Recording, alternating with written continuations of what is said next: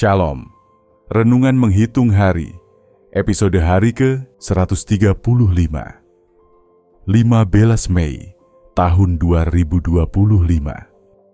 Berjabat tangan sebagai tanda persekutuan.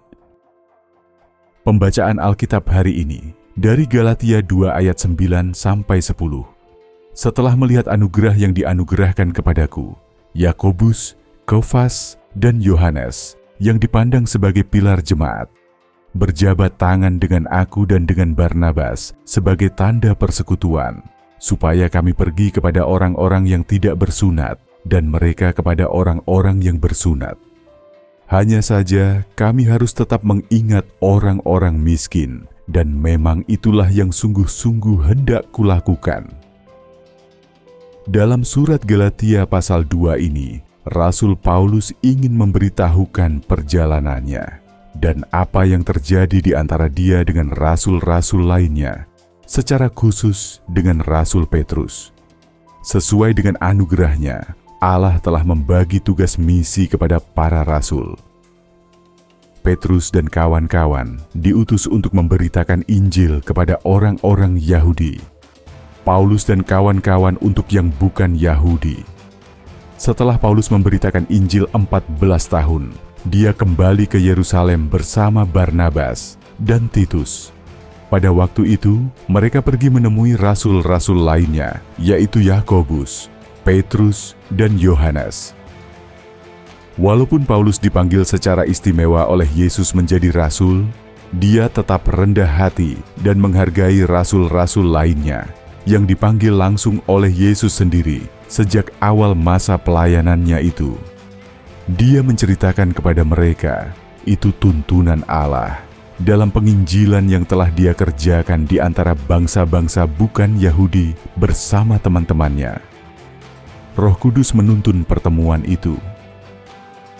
Petrus dan kawan-kawan pun langsung mengakui bahwa memang Allah telah memberikan tugas khusus kepada Paulus dan kawan-kawannya pergi memberitakan Injil untuk orang-orang non-Yahudi. Paulus sendiri yang bersaksi bagaimana sampai terjadi penerimaan itu. Setelah melihat anugerah yang dianugerahkan kepadaku, Yakobus, Kefas, dan Yohanes yang dipandang sebagai pilar jemaat berjabat tangan dengan aku dan dengan Barnabas sebagai tanda persekutuan. Rasul Paulus mengakui Yakobus, Kefas, dan Yohanes sebagai pilar jemaat. Sebagai pilar jemaat itulah mereka telah bersedia mengakui dan menerima Paulus dan teman-teman rasulnya. Pilar jemaat itu bersedia berjabat tangan dengan Paulus dan teman-temannya. Itulah tanda persekutuan mereka untuk misi Allah kepada orang-orang non-Yahudi.